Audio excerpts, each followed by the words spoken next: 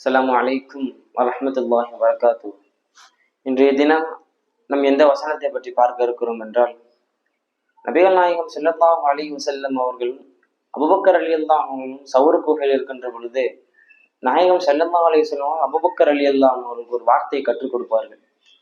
என்ன ஒரு வார்த்தை என்றால், இன்றைக்கு சமூகத்தில் நாம் எல்லாம் அதை கேட்டு அமல் செய்ய வேண்டிய ஒரு வார்த்தை. எல்லா இக்கட்டான சூழ்நிலைகள் ஏற்படும் பொழுது அதை நாம் எல்லாம் நினைவு கூற வேண்டிய ஒரு வார்த்தை.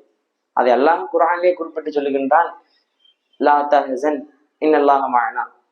இதன் அர்த்தம் என்னவென்று பார்த்தால், லா தஹ்சன், நீங்கள் கவலைப்படாதீங்க, இன்னல்லாஹ மஅனா, நிச்சயமாக அல்லாஹ் நம்மோடு இருக்கின்றான்.